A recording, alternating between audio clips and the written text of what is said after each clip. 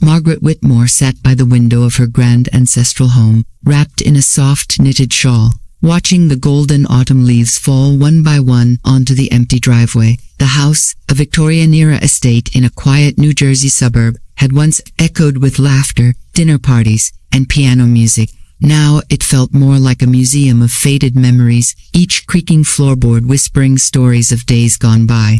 At 60, Margaret had aged gracefully, her silver-streaked hair pinned into an elegant bun, her face lined with experience, not regret. But beneath that graceful exterior was a heart growing heavy with suspicion and sorrow. 2 weeks earlier, she had suffered a mild heart episode, nothing life-threatening, just a momentary shortness of breath and dizziness while she was gardening. Her son Spencer had rushed over with his wife Clarice, followed by her daughter Hannah. At first, she believed their concern was genuine. Clarice had fetched water. Spencer helped her into the house. Hannah fussed over her medication. For a moment, Margaret felt a warm flutter in her chest, not from the heart flutter that had frightened her, but from the thought that her family still cared. That illusion lasted exactly 24 hours. The next morning, while resting on the couch and pretending to sleep, Margaret overheard a conversation that would shake the very ground beneath her feet. The three of them had gathered in the kitchen, thinking she was asleep.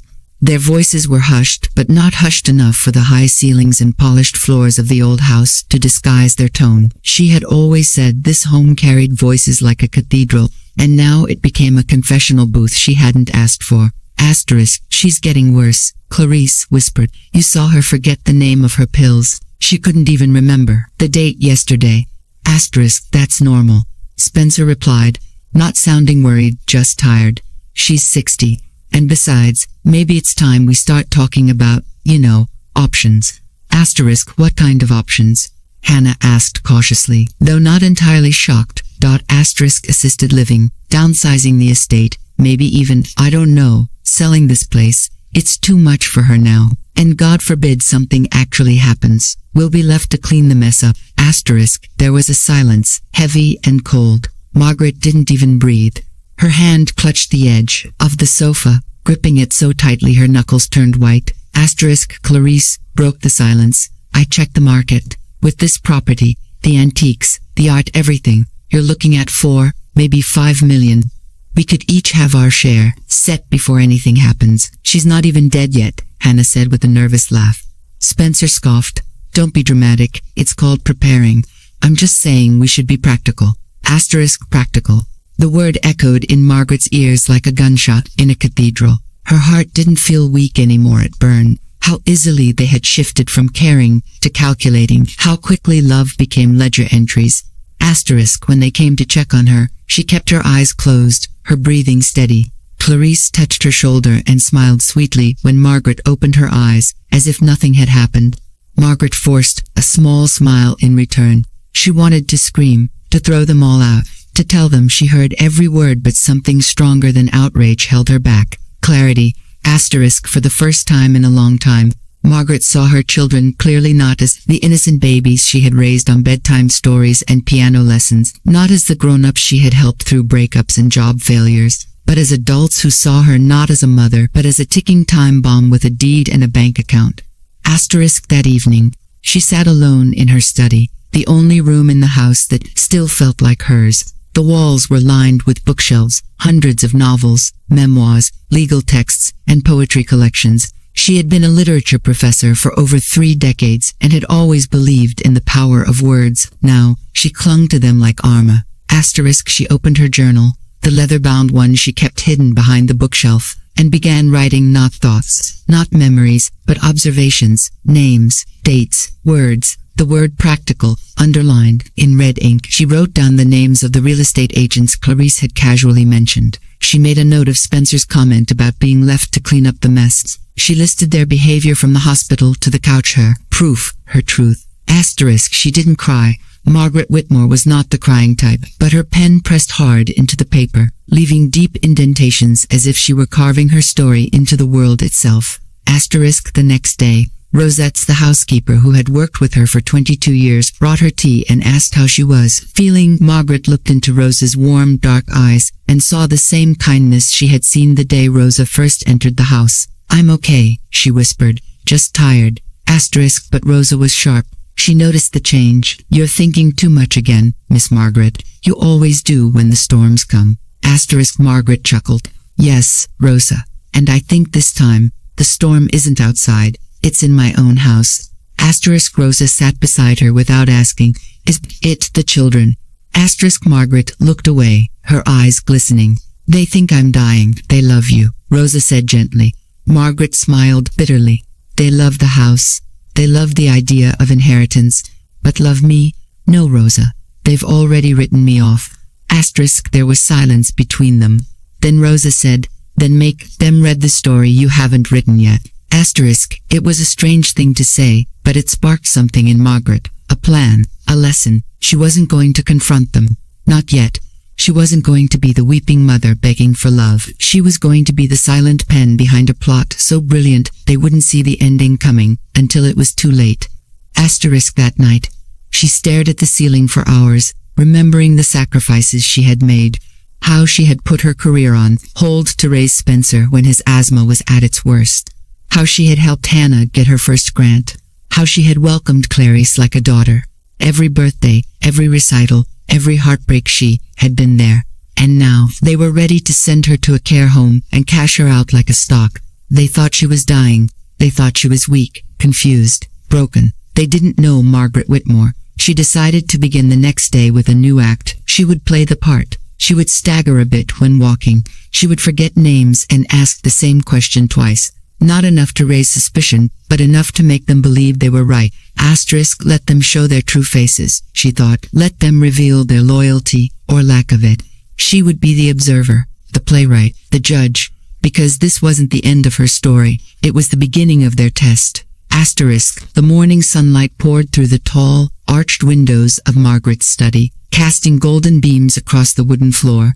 Dust particles danced in the light like tiny, free-floating secrets, quiet witnesses to the storm brewing inside the house. Margaret sat at her old oak desk, sipping lukewarm chamomile tea, her fingers resting on a blank notepad. She had not slept much. The events of the previous day still rang in her ears, the betrayal whispered behind kitchen doors, the lifeless expressions of her children who seemed more eager to discuss property than her pulse. Today, however, was not for mourning. It was for action. The kind that didn't require shouting or confrontation. Margaret had always believed in the power of quiet precision, like a scalpel rather than a hammer.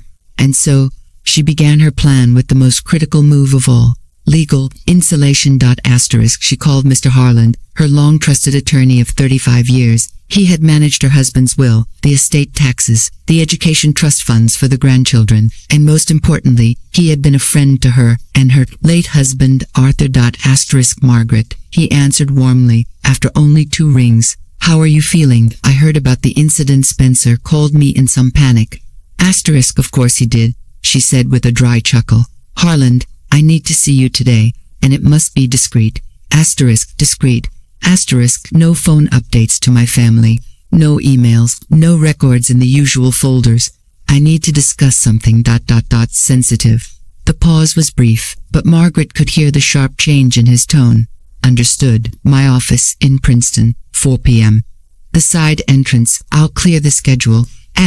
Later that day, Margaret dressed carefully, not to impress, but to control perception. A simple black dress, flat shoes, no makeup except a hint of rose on her cheeks, to avoid looking too pale. Her hair was loosely tied in a scarf, not pinned up. She wore reading glasses she didn't actually need. Every detail whispered fragility. She needed the world, especially her children, to believe she was fading.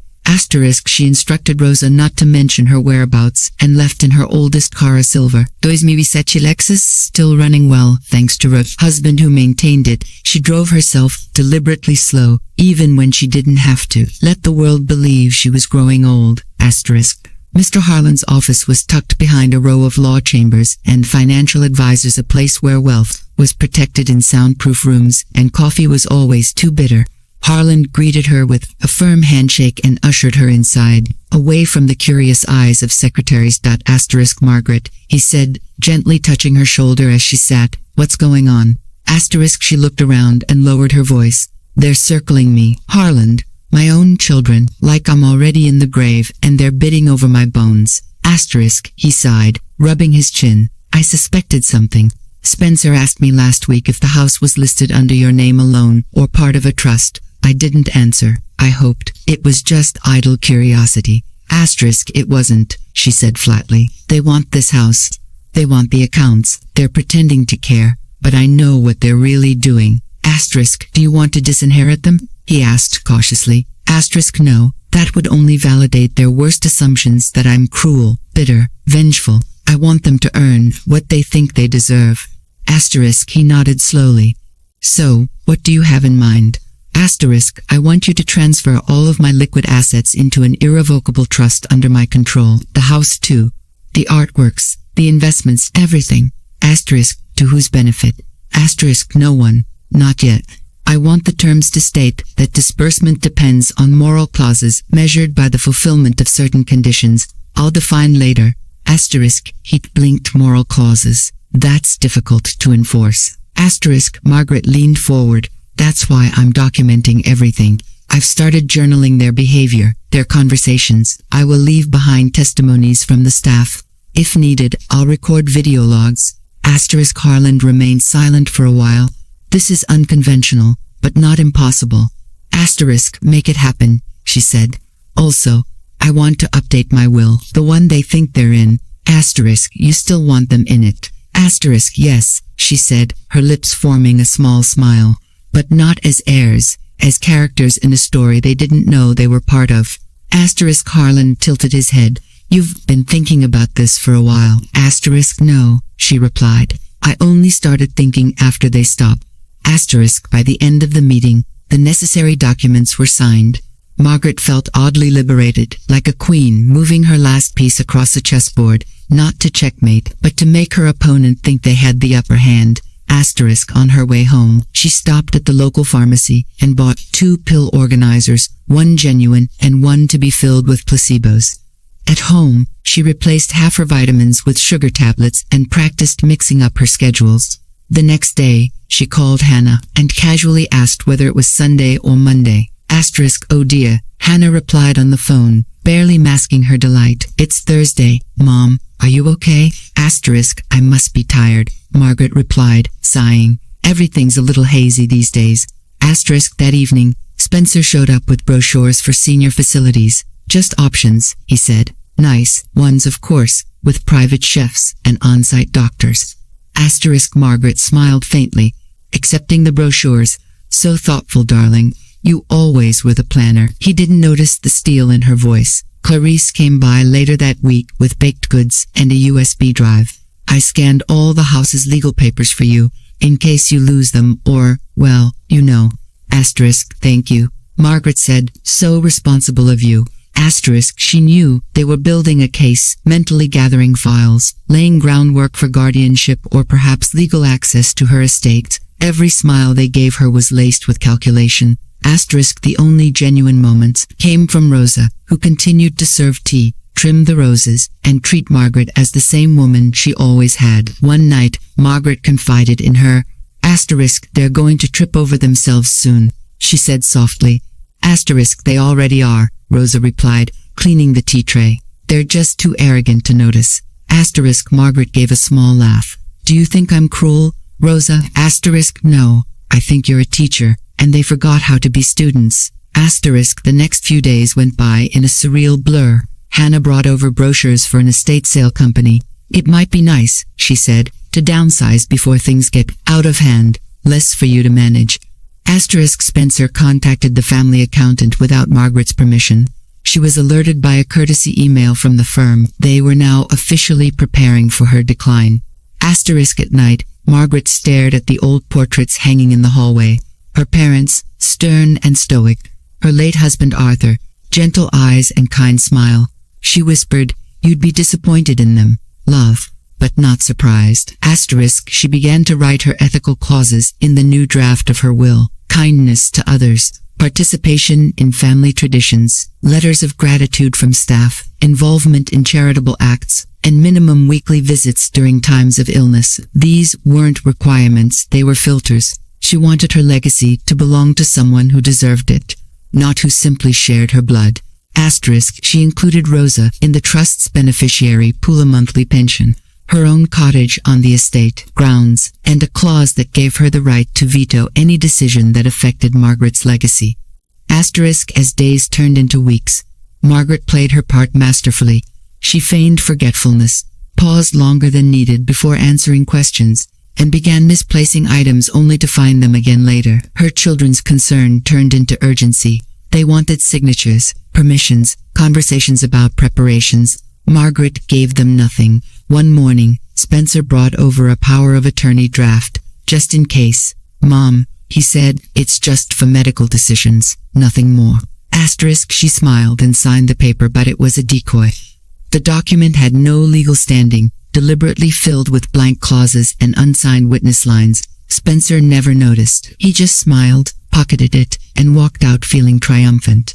Asterisk Margaret walked back to her study, locked the door, and opened her journal. Asterisk, day 19. They still believe I'm slipping, but I'm just getting started.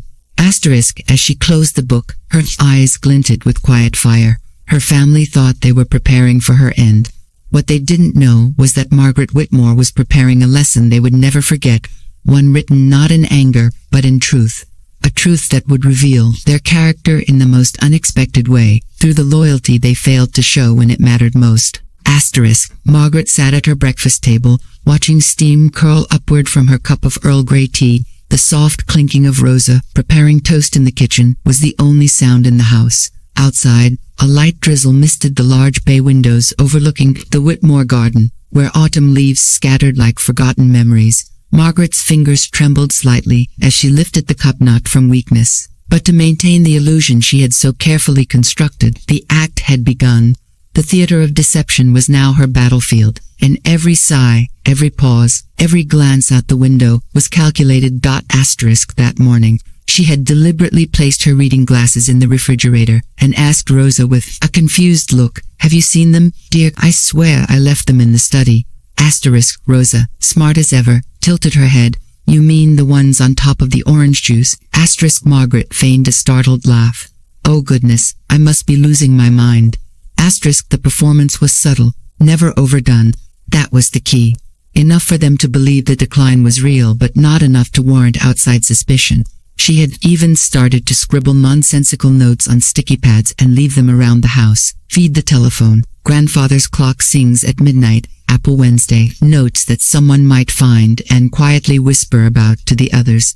Asterisk by midweek, Spencer stopped by, again alone this time. He brought her pills in a fresh organizer, all labeled and color-coded, as if she were 5 years old.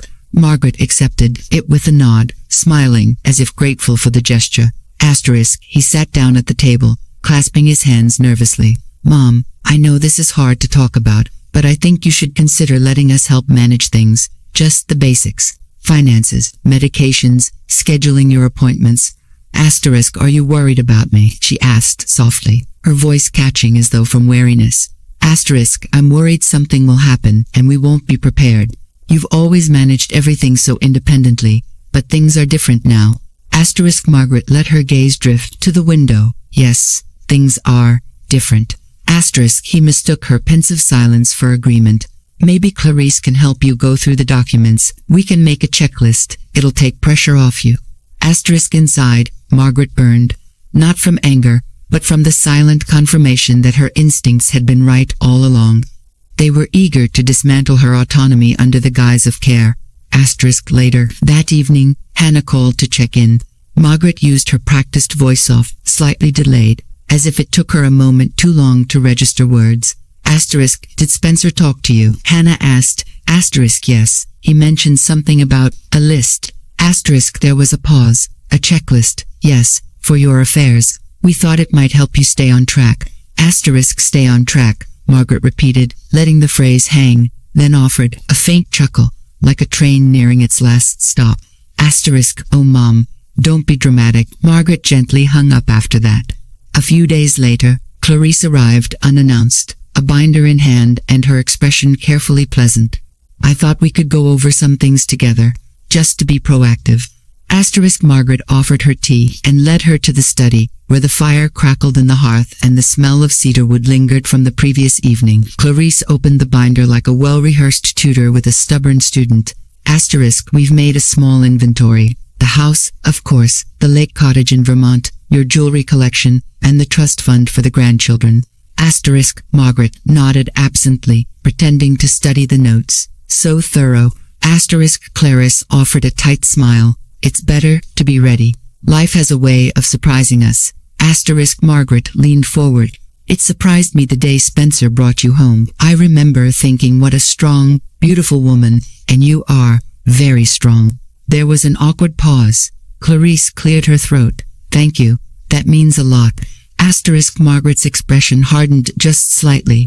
Strong enough to organize a widow's belongings while she's still breathing. Asterisk, Clarice blinked. Excuse me. Asterisk, Margaret leaned back, regaining her soft smile. Nothing, dear. Just rambling. Asterisk, but Clarice knew Margaret wasn't rambling. Margaret always meant what she said, and that flicker of fear in Clarice's eyes told her the seed of doubt had been planted.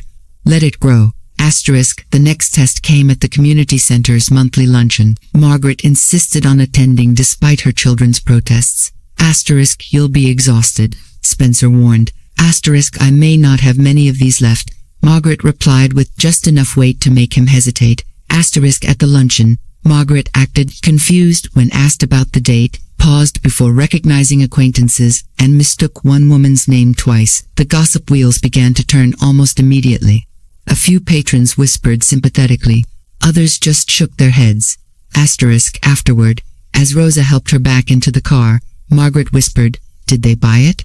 Asterisk, every single one, Rosa replied, helping her with the seatbelt. You're quite the actress. Asterisk, that's because it's not acting, Margaret murmured. It's remembering what it feels like to be invisible. I just show them the reflection of their expectations.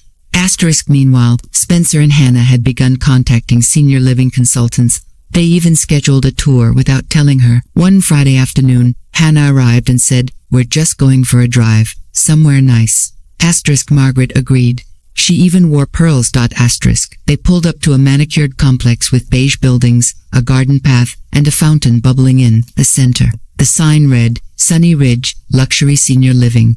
Asterisk, Margaret's stomach tightened, but she kept her smile intact.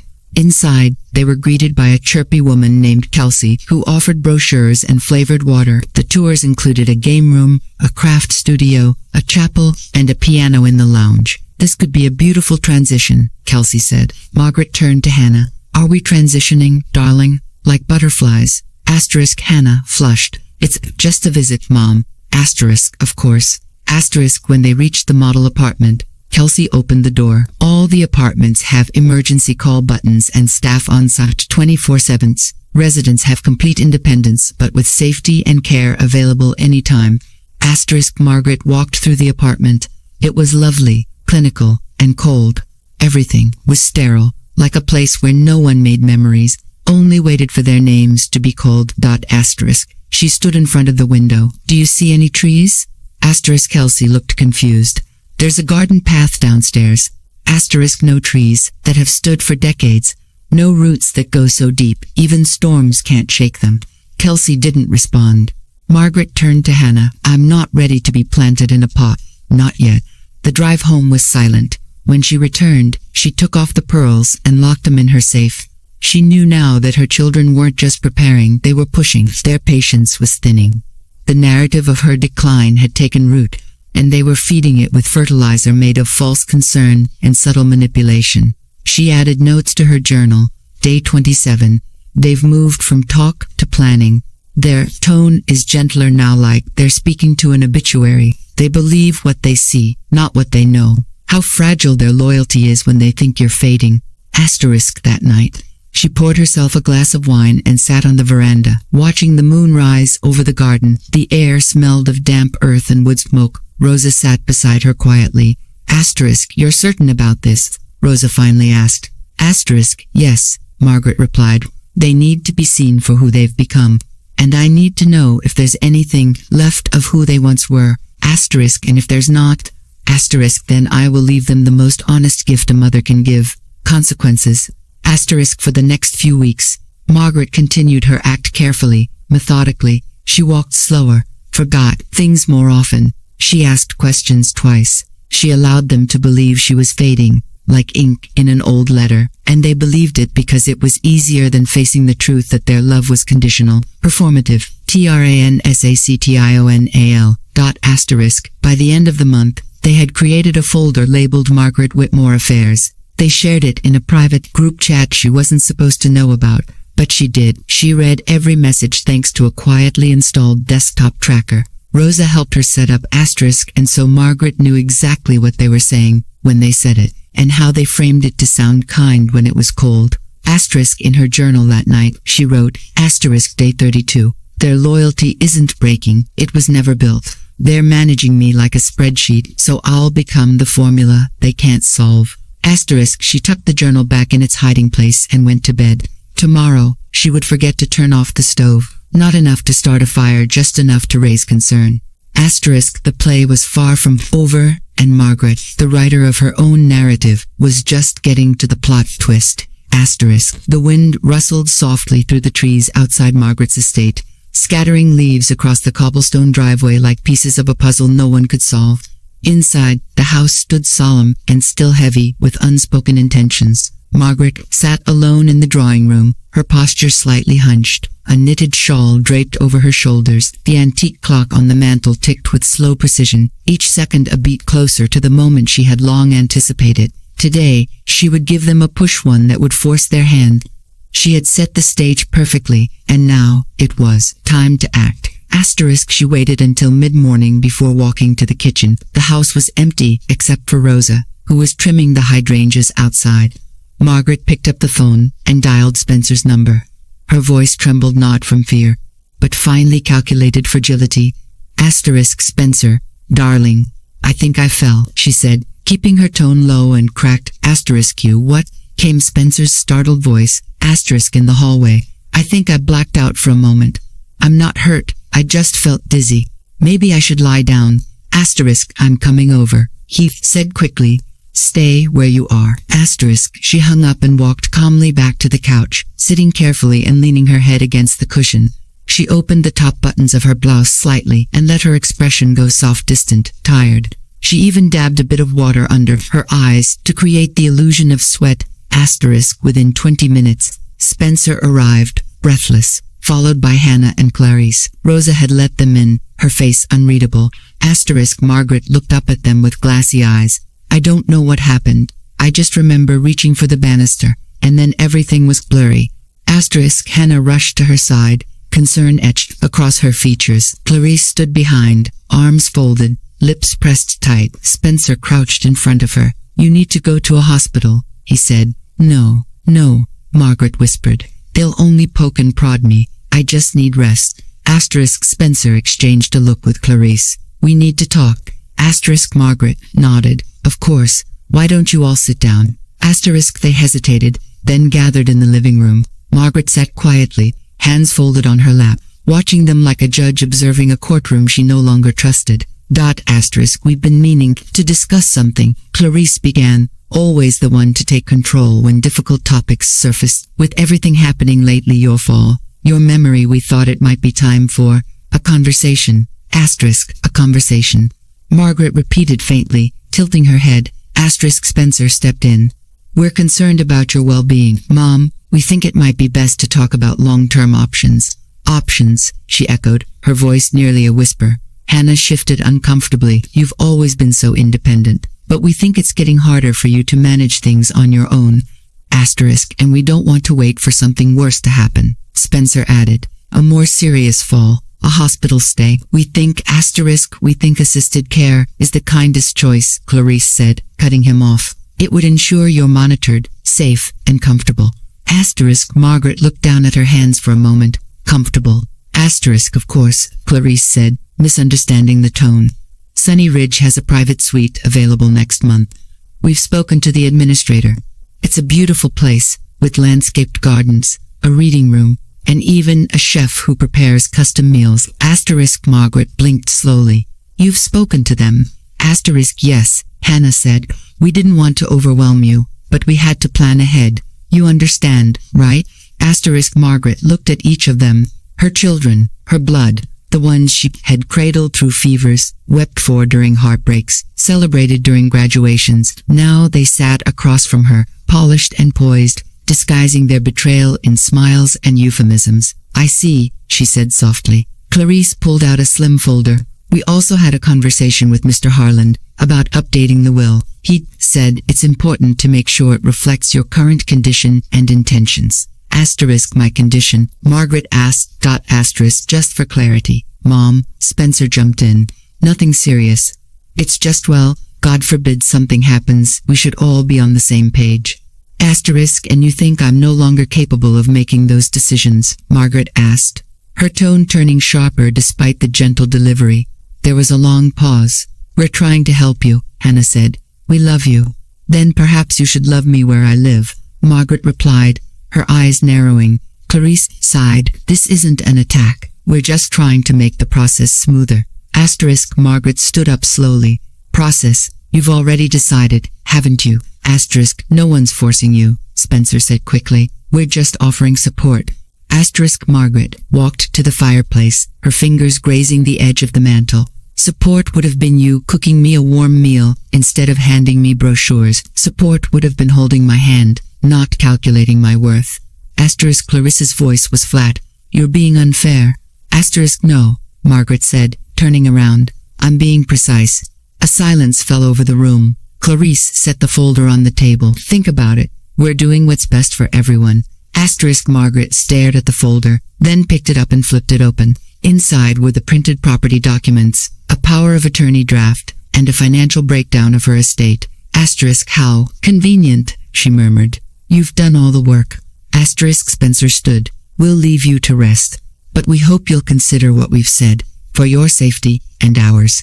As they left, Hannah turned back briefly. "We love you, Mom." Margaret didn't respond. After the front door closed, she sank back into her armchair and sat in silence for a long while. Rosa came in, gently placing a hand on her shoulder. "Do you want me to take that folder away?" she asked softly. "No," Margaret said. "I want to keep it. I want to remember what betrayal looks like when it wears the mask of compassion." Rosa nodded solemnly. That night, Margaret sat at her desk and opened her journal. Day 38. They held a family meeting, but it wasn't about love. It was about logistics, about insurance, about relocation. "My life has become a spreadsheet in their eyes. They speak of comfort but act with coldness."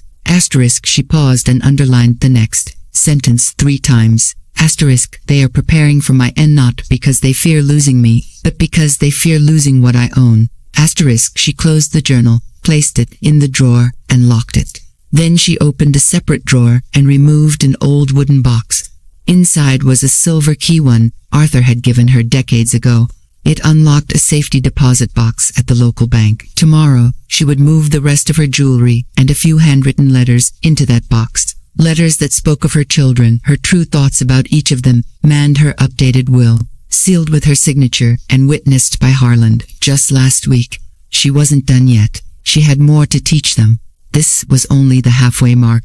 The next act would demand more, but it would be worth it because one day, when they were older, they would read what she had written, they would watch what she had recorded, and they would finally understand what they failed to offer her in her final active years: loyalty. Without conditions. The kind of love that doesn't wait for a signature, the kind that isn't waiting for you to die.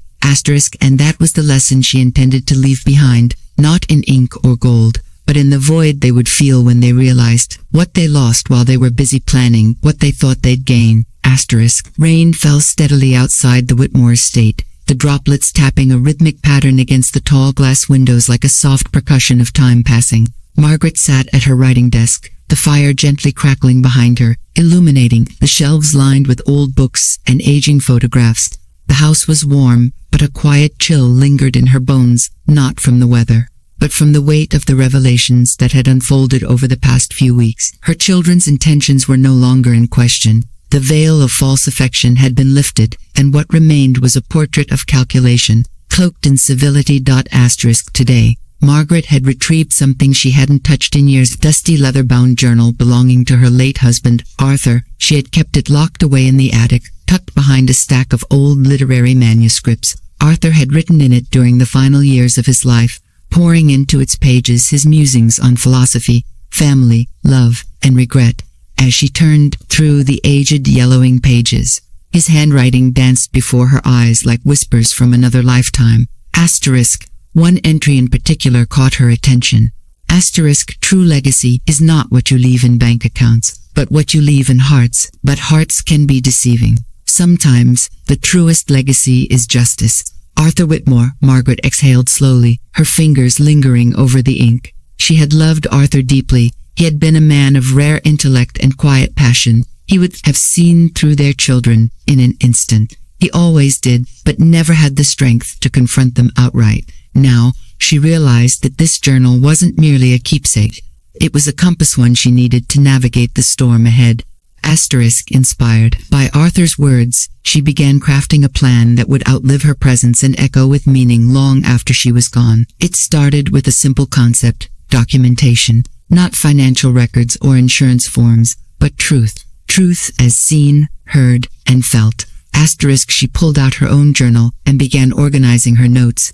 Every lie, every manipulation, every moment of insincerity had been carefully catalogued over the past weeks. But it wasn't enough to simply record them. She needed to ensure they were seen. She contacted Helen Danvers, an old friend and retired journalist who had worked with Margaret in her early academic years. Helen had always been known for her sharp insight and uncompromising integrity. Asterisk. Still fighting the good fight? Helen asked on the phone, her voice crackling with familiarity.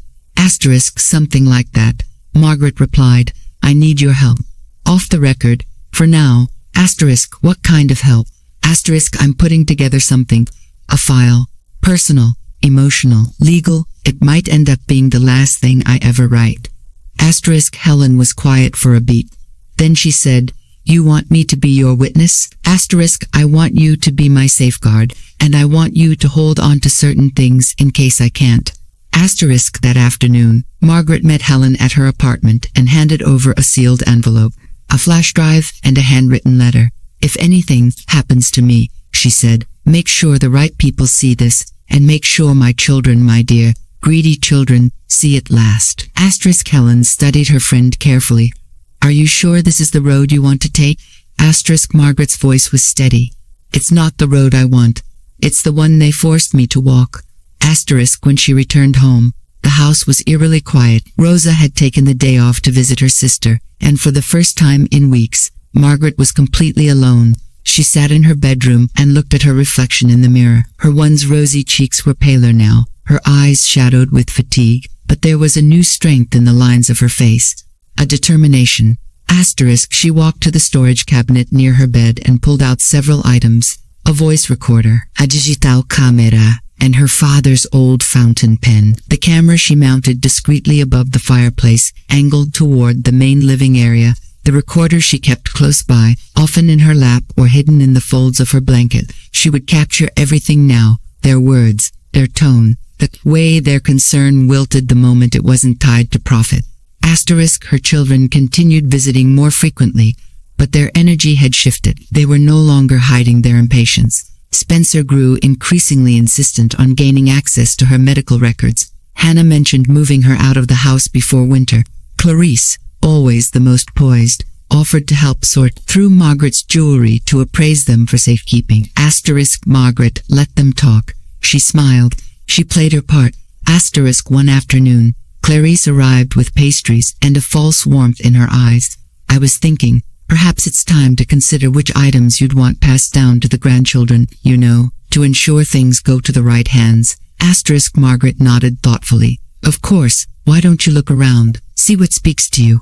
Asterisk. Clarice eagerly walked through the house, her heels clicking like a countdown. Margaret, meanwhile, discreetly turned on the voice recorder resting on her lap. Asterisk. I always thought this necklace would look beautiful on Ava. Clarice called from the master bedroom. You know, your granddaughter. You could give it to her now, while you're still, well, you know, present.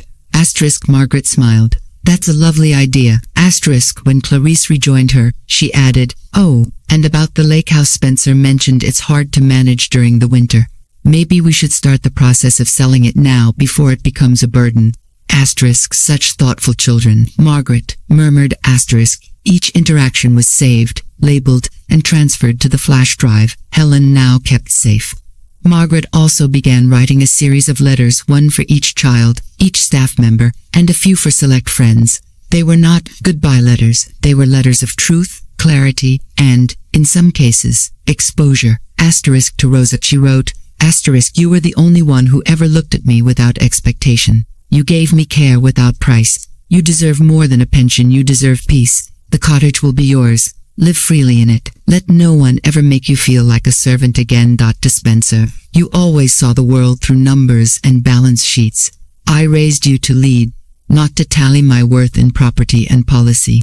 Perhaps this letter will be worth more to your soul than my bank account ever was. To Hannah, you used to bring me sunflowers. Now you bring schedules. I hope one day you rediscover the joy in simply showing up without an agenda. Asterisk. To Clarice. Asterisk, you won my son's heart and lost your own in the process. I hope you find it again, not in safes and signatures, but in something real, something uncalculated. Asterisk, she sealed each letter in envelopes marked with the recipient's name and tucked them in a lockbox, along with a final updated version of her will. The new document left nothing to chance. Her estate was placed into a private foundation governed by a board she personally selected, with Rosa, Helen, and her late husband's best friend Harold as trustees. Her children were not beneficiaries, they were advisors with limited privileges, contingent upon annual evaluations of their contributions to community, family, and personal growth. Asterisk, everything was legal, everything was signed, and everything was invisible for now. Asterisk. Margaret also arranged for a posthumous video to be compiled by Helen, using clips from the recordings, a farewell message not of affection, but of revelation. It would be shown only if her children contested the will. In it, Margaret spoke directly into the lens. Asterisk, you thought I was fading, and in that shadow, you revealed yourselves. What you didn't realize is that I was watching, and now, so will everyone else. Asterisk, by the end of the week, Margaret had orchestrated an intricate web of truth, hidden beneath the surface of her supposed weakness. She was not dying. She was documenting, not retreating but rising in silence. Every kind gesture she received from Rosa, every empty one from her children, it became a piece of the story she was crafting. Asterisk, that night, as she sat by the fire, the journal from Arthur lay open beside her, his handwriting dancing in the candlelight. She added a new line underneath his most poignant quote. Asterisk, justice is a legacy to, and now, it's mine to give. Asterisk, she closed the book, her hands steady, her heart calm. Outside, the rain had stopped. The house was quiet again, but this time, it wasn't empty. It was alive with a plan, a truth, a reckoning waiting in the wings. Asterisk, Margaret leaned back and whispered to herself. They thought they were watching me disappear. But all this time, I've been watching them reveal who they truly are. The morning sky stretched wide and pale over the estate as if the world itself were holding its breath. The birdsong that once brought Margaret comfort now echoed with a hollow stillness. The weight of the previous weeks of manipulation, betrayal, and subtle cruelties had pressed down on her shoulders like a slow-falling avalanche, and yet, she was not crushed. Margaret Whitmore, once a quiet matriarch, had transformed into something stronger, something deliberate. She had documented, recorded, and prepared, but now it was time for the next phase. Disappearance. It began simply. She rose before dawn, packed a modest suitcase, and laid out breakfast for Rosa, along with a short note. Asterisk, gone away for rest. Do not alert the family. I am safe. Trust me.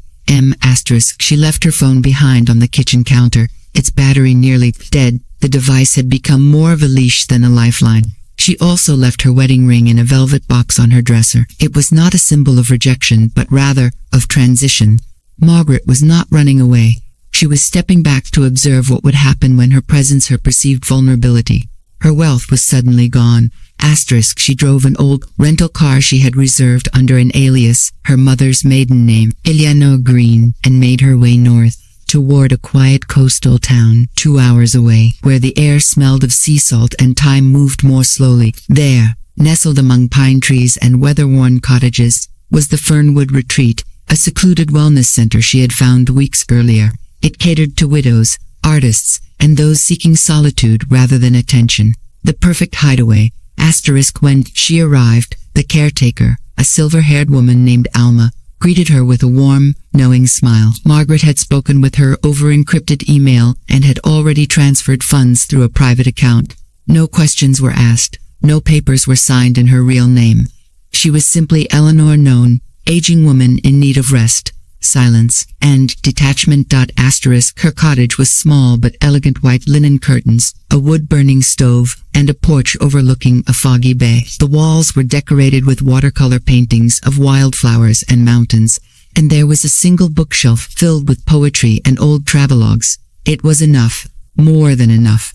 Asterisk that first night Margaret slept without interruption, no dreams, no thoughts racing through her mind, just the rhythmic sound of waves crashing in the distance, lulling her into peace. Asterisk back at the estate, Rosa found the note and quietly smiled to herself. She understood. Margaret hadn't vanished in confusion, she had vanished in control. When Spencer called that afternoon and asked if their mother was up for a video call, Rosa simply said, "She's resting today. I think she needs a little quiet." It was the truth, albeit wrapped in omission. Asterisks the following day, Spencer arrived at the house with Hannah and Clarice. They rang the bell, waited, and finally entered with the spare key Margaret had intentionally left in the flower pot. The house was silent, her room empty, the car gone, the phone untouched. Asterisk they scoured the rooms. No suitcase, no wallet, no sign of where she might have gone.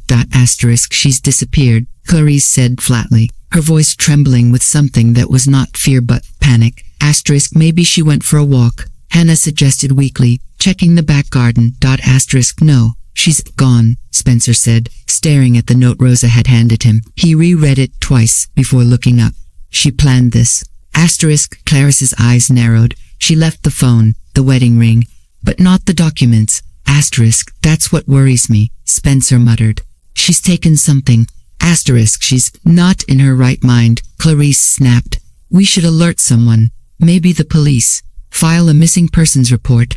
Asterisk Rosa, who had been watching quietly, stepped forward. She's not missing. She just doesn't want to be found. Asterisk Spencer turned to her sharply. What do you mean? Asterisk she's tired. She needed space. She told me not to alert anyone, and she meant it. Asterisk but she could be in danger, Hannah argued. Asterisk she's safer now than she's ever been, Rosa said with calm finality. Asterisk they didn't call the police, not immediately. Doing so would force them to admit they had no control, no power of attorney, no legal authority over Margaret's actions. It would reveal that she was not incapacitated, merely disinterested in their presence. They couldn't bear that publicly. Instead, they contacted Mr. Harland.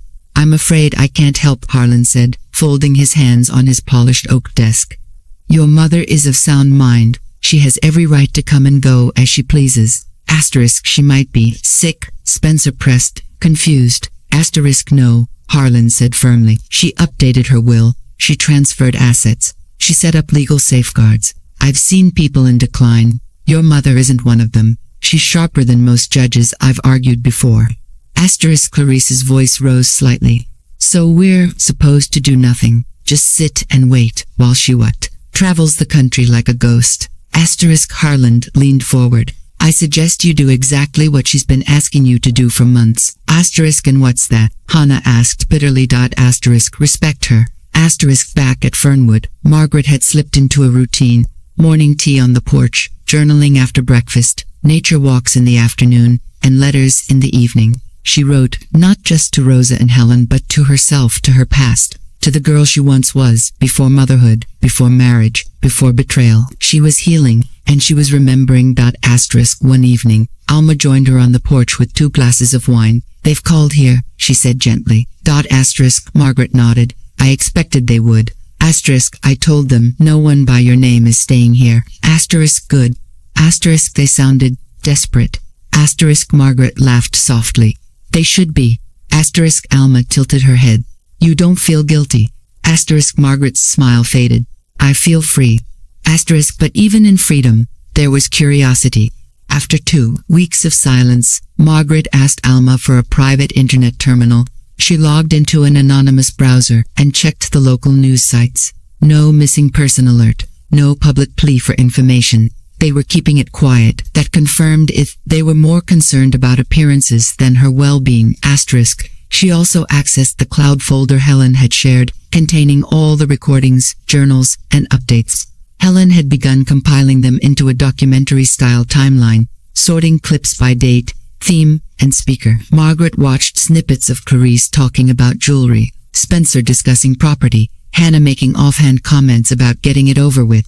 It wasn't cruelty in the traditional sense. It was colder, detached, transactional. And then came a short video recorded by Helen after receiving a call from Clarice. She asked if I knew where you were. Helen said in the clip, I told her I hadn't spoken to you in weeks. She then asked me if I had copies of any strange letters you might have written. I told her she should be careful what she wishes for. She didn't appreciate that. Margaret smiled. By the third week, the family had started sending text messages, pleading ones to Rosa's phone. Spencer, we're worried. Please let us know if she's okay. Hannah, tell her we love her. We didn't mean to push. Clarice, this has gone too far. She needs to stop. Rosa showed them to Margaret during a visit. She had been permitted to come for one day, on the condition she told no one where the retreat was. They're unraveling, Rosa said. They're revealing.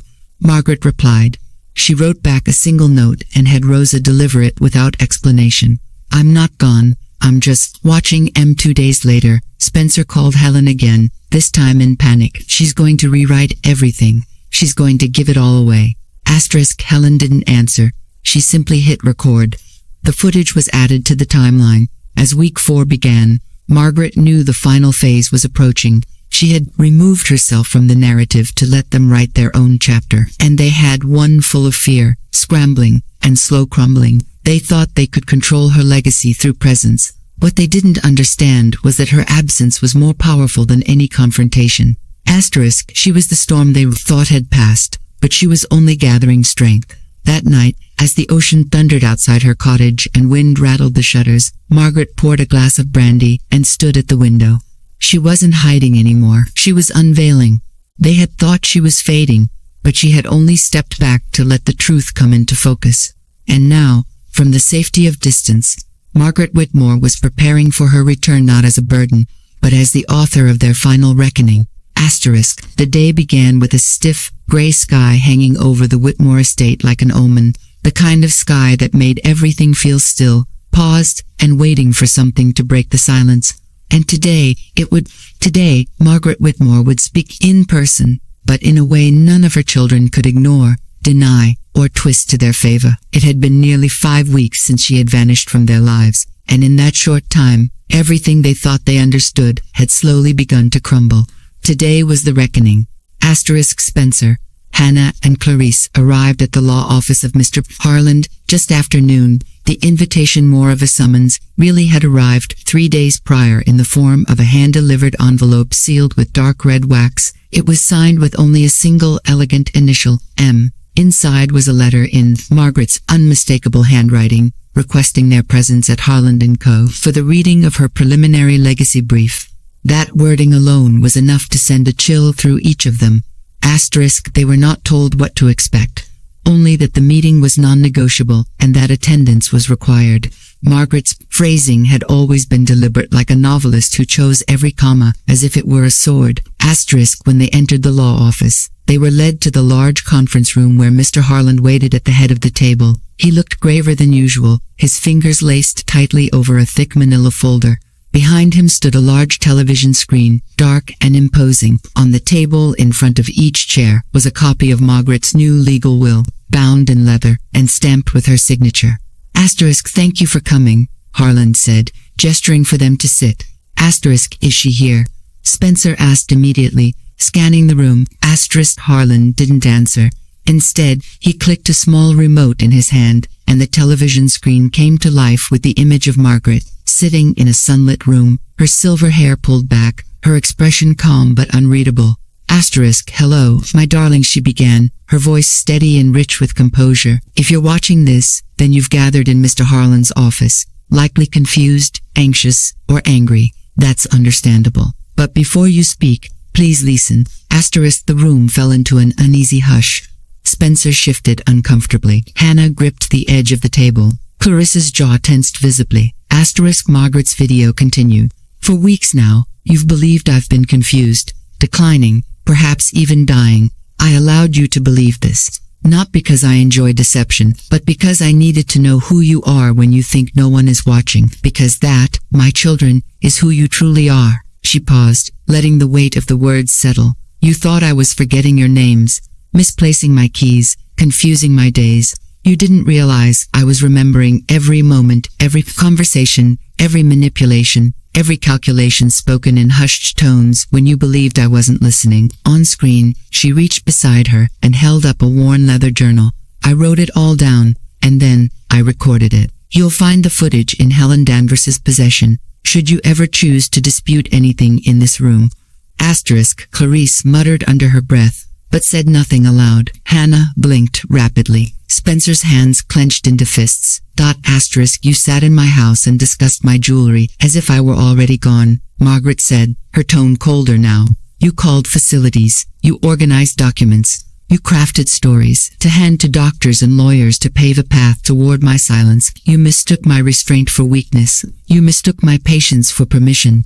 Asterisk, Mr. Harland remained still, his eyes scanning the faces before him, watching their defenses crumble.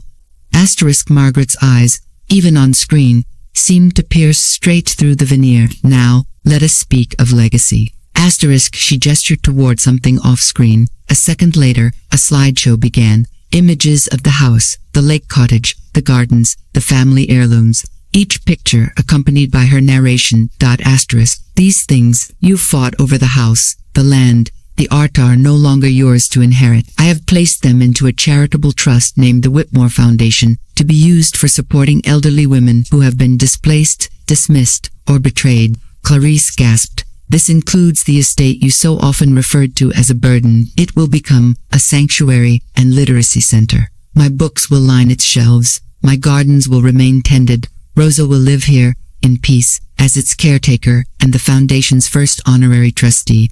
Asterisk, Hannah stammered. You can't. Just asterisk, I can. Margaret's voice cut through, pre-recorded yet eerily present. And I have. Rosa, who showed me unwavering loyalty, who never asked for more than kindness, will receive what none of you earned my trust. Harland nodded, confirming the legality with a slow tap on the leather folder. The screen shifted to a clip of Clarice walking through Margaret's bedroom, commenting on the necklace that would look lovely on Ava. Her voice was cheerful.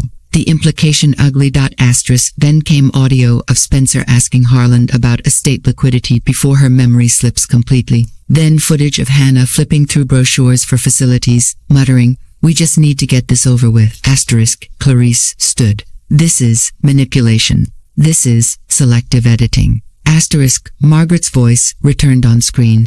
Is it, or is it a mirror? Asterisk. Clarice sank slowly back into her seat, her eyes darting toward the door, as if she could flee the shame hanging in the air. Asterisk. There is still something left, Margaret said, her tone softening. A chance, not for wealth, but for redemption. Asterisk. Harland now stood and handed each of them a sealed envelope. Margaret continued. Inside, you will find a personal letter. You will also find a set of task sacks of service, of reflection, of repair. If, over the next year, you complete these with sincerity, not performance, not paperwork, you may be granted a place on the Foundation's advisory board. With it, a stipend, not an inheritance. Spencer didn't open his envelope. Hannah did, her hands shaking. Asterisk. Clarice threw hers onto the table untouched. Asterisk. Margaret finished, her face soft, but her eyes sharp. Love is not given freely when loyalty is traded for leverage. Family is not a transaction, and death when it comes should never be the first time someone learns who you truly were. The screen faded to black.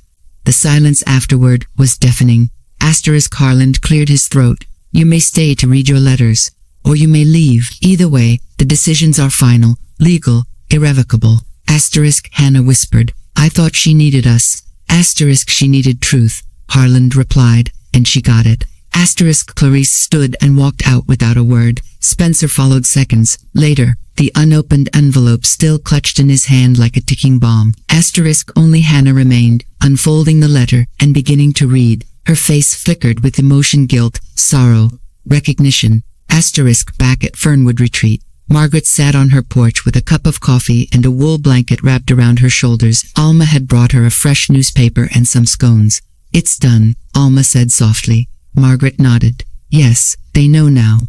Think they'll change. I think they'll reflect. Whether they change, that's not up to me anymore."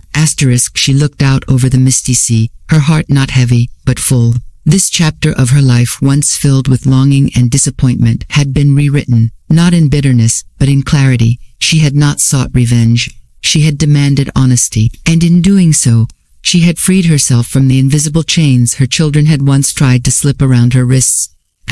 She no longer needed their visits, their attention, or their approval. She had her legacy, one built not on possessions, but on truth. And now, the next chapter awaited not for them, but for her. A chapter not defined by age or loss, but by the peace that comes only after you stop waiting to be loved, and start loving yourself enough to walk away. Margaret closed her eyes, as the wind swept through the trees, carrying the sound of the waves toward the horizon. She smiled.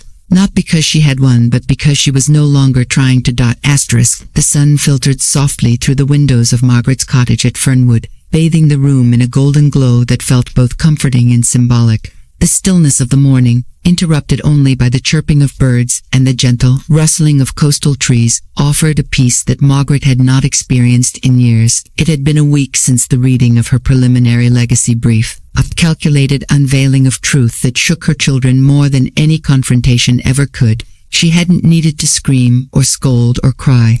She had simply shown them a mirror, and now the fallout had begun. She sipped her coffee slowly, wrapped in a thick wool shawl, her journal resting on her lap. She had written daily since her arrival at Fernwood, documenting not just her observations, but her emotions, her disappointments, her moments of unexpected peace. But today, she wouldn't be writing about herself. Today, she would begin writing the next chapter, not for her, but for those who had quietly stood beside her while others plotted behind her back. There were, after all, a few who had remained loyal, steady, unwavering. They hadn't asked for inheritance. They hadn't made suggestions masked as concern. They had simply been there without expectation or agenda. Rosa was the first. 22 years of service was not just a number. Rosa had cleaned up after the children, tended the garden when no one else remembered it existed, and brought Margaret warm tea when her bones ached. But more than that, she had offered quiet strength. During the weeks when Margaret had orchestrated her illusion of frailty, Rosa had never questioned her intelligence. She had simply followed her lead, providing the soft background support like the strings of a symphony that held the melody together. Margaret had included Rosa not only as a pensioned retiree but as a trustee of the Whitmore Foundation, and not just on paper. She had granted her full residential rights to the estate grounds. A small, ivy-wrapped cottage near the greenhouse had already been renovated and assigned to her. Rosa would live there free of cost, with a stipend for her continued oversight of the property. More than a caretaker, she was now its steward, its heart. Helen was next, the old friend who had quietly risked her own reputation and comfort to assist Margaret in preparing her documentation, gathering recordings, and safeguarding the final narrative. Helen had never asked why Margaret was doing it all. She had simply asked, "When do we start?" That kind of faith deserved more than a thank you. Margaret had ensured Helen would become the media and communications director for the foundation, responsible for shaping its public mission and managing its stories. Helen had always been a storyteller. Now she could tell the stories of other women like Margaret, those dismissed by family, by systems, by time itself. Then there was Harold Avery, Arthur's best friend, a retired judge who had kept in touch long after Margaret's husband passed. Harold had helped her quietly with the legal fine print of her estate transition. He had offered insight into every loophole, every blind spot her children might try to exploit. As a reward and a nod to their shared sense of justice, she'd granted him honorary chairmanship on the legal board of trustees. The Whitmore Foundation, though born from betrayal, would not be governed by vengeance. It would be guided by dignity, by memory, and by loyalty. Margaret's thoughts drifted to her children, the letters she had given them during the reading. Those sealed, deeply personal messages had been written with aching honesty. Each letter contained more than just confrontation. They held stories stories of the childhoods they seemed to have forgotten, of the sacrifices Margaret had made when they were sick, lost, or broken. The letters didn't just chastise, they reminded them of the woman behind the inheritance they had tried to claim too early. Asterisk, she had received no replies, no calls, no visits. Until today.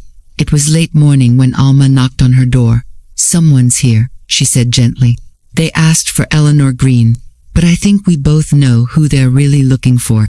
Asterisk, Margaret felt her heartbeat quicken, but her voice remained calm. "Who is it?" Asterisk, "It's Hannah, alone." Asterisk, Margaret took a deep breath and stood, pulling her shawl tighter. "Let her in." Asterisk, when Hannah entered the cottage, she looked smaller than Margaret remembered. Paler, her makeup was minimal, her usually sleek hair pulled into a loose braid. She didn't look like the polished PR executive Margaret had raised. She looked like a woman unsure of herself for the first time in decades. Asterisk, "Mom," she said softly, closing the door behind her. Asterisk, "Eleanor, here," Margaret said with a faint smile, "but I'll let it slide." Asterisk, Hannah gave a nervous laugh, then sat in the chair opposite her.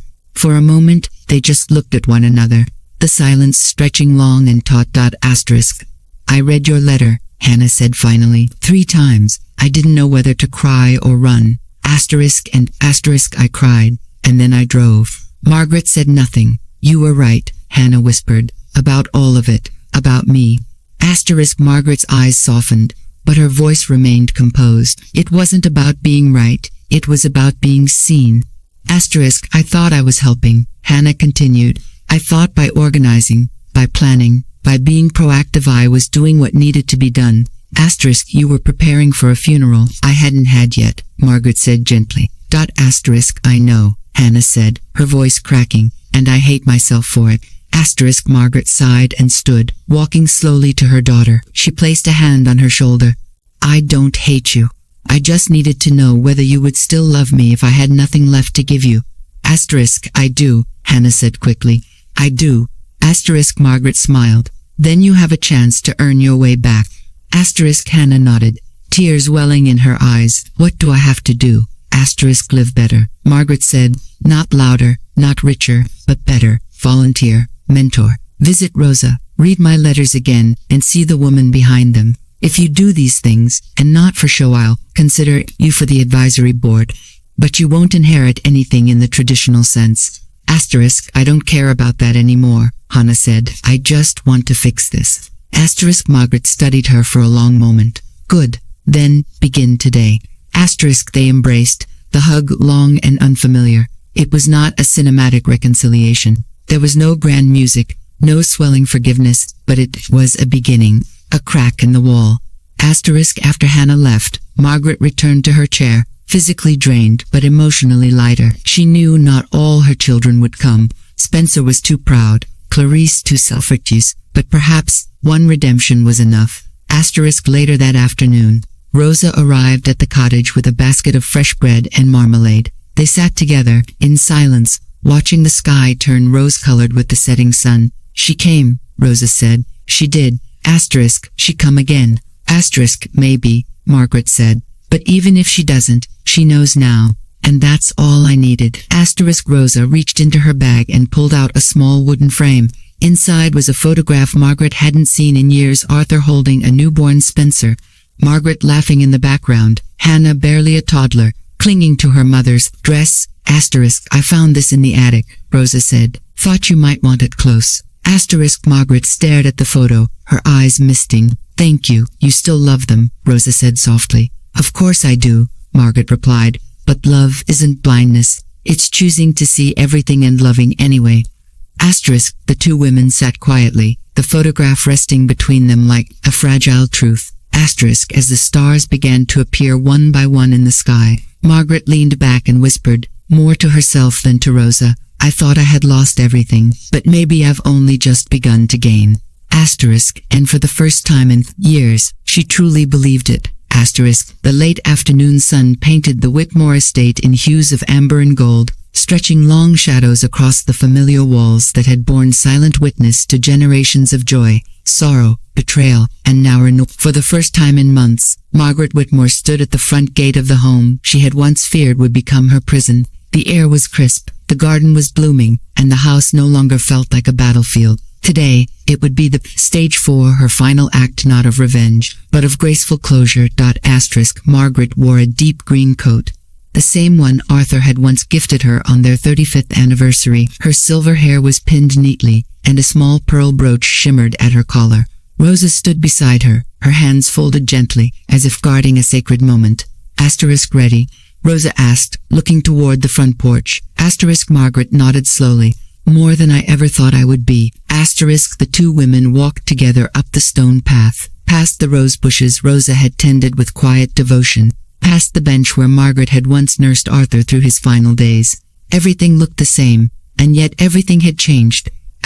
Inside, the house was spotless, not in a hollow showroom way, but in the way that happens when a home has been loved again. Margaret paused just inside the entry hall, letting her fingers trail across the carved banister. The scent of lavender and old books wrapped around her like a memory. A small gathering awaited her in the sitting room. Rosa had arranged it discreetly. No press, no lawyers.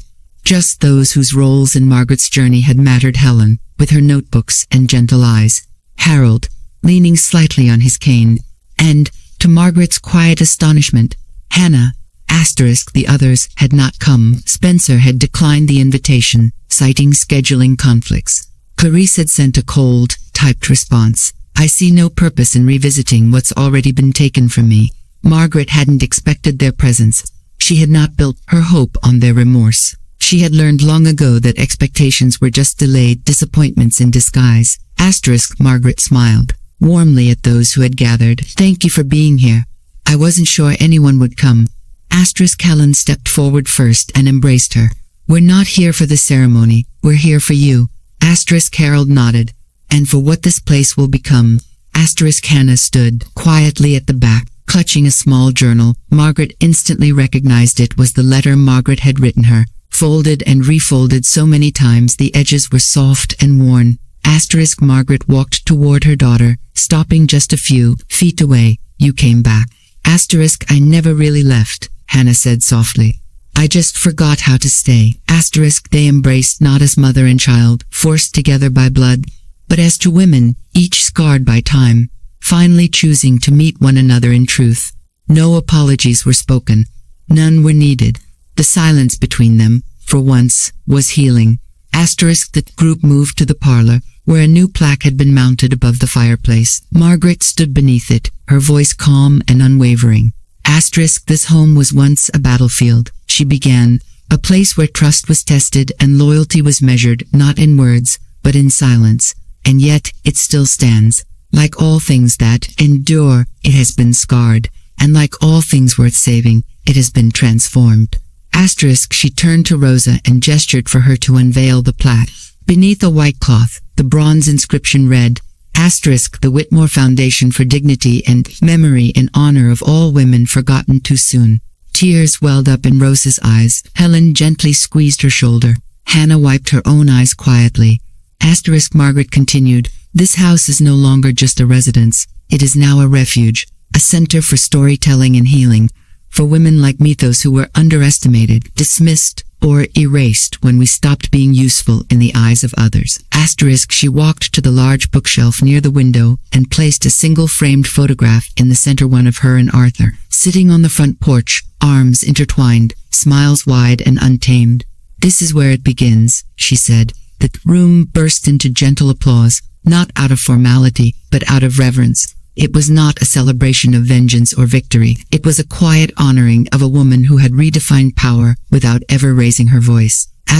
Later that evening, as the guests filtered out, Margaret walked alone through each room of the house. She paused in the kitchen, where Spencer once sat, with Clarice, talking about estate liquidations. She passed the hallway where she had collapsed for dramatic effect, the turning point in her children's performance of concern. She entered the study, where she had once scribbled frantic entries in a leather-bound journal, her hands shaking from rage and sorrow. Now, there was calm. She stepped out onto the back porch, where the garden glowed in the moonlight. Hannah joined her quietly, 2 mugs of tea in hand. For you, she said. Thank you. They sat side by side in the wooden rocking chairs Arthur had built decades ago. For a long time, they didn't speak. Asterisk, I tried calling Spencer last night, Hannah said eventually. He wouldn't pick up. Asterisk, he won't. Margaret replied, he's not ready to hear what the silence is saying. Asterisk, I think I understand now, Hannah said. Why you left, why you made it all so theatrical. Asterisk, Margaret chuckled softly. It had to be. They wouldn't have heard anything else. Asterisk, Hannah looked out into the garden. Do you think they'll ever come around? Asterisk, I'm not waiting for them, Margaret said. I'm living. Asterisk, that night, after Hannah went to bed in one of the guest rooms, Margaret sat alone with her journal. Her final entry for this chapter would not be about pain or betrayal, but about resilience, about the gift of returning not to be reclaimed, but to reclaim one's self, she wrote. Day 73. Asterisk, the house no longer whispers with fear. Asterisk, it sings now with memory, with truth. They thought I was dying, but I was only beginning again. Asterisk, this time, with no more masks. This time, not waiting to be loved, but choosing to be. Not for what I have, but for who I am. She closed the journal and placed it on the windowsill. Outside, the stars shimmered over the estate, bathing the garden in quiet light. The night was still, but in that stillness was a peace she had earned, and not because she won, but because she let go. Asterisk, Margaret Whitmore, once the quiet matriarch dismissed as frail, had rewritten her story not with noise, but with clarity, not with punishment, but with truth, and in doing so, she had given herself what no one else could, the dignity of her own legacy, defined on her own terms. Asterisk, she stood one last time, took a deep breath, and whispered to the night. This was never about them. It was always about me. Asterisk, and then, with a small, quiet smile, she turned off the lights and let the home she had reclaimed lull her into restful sleep. Asterisk.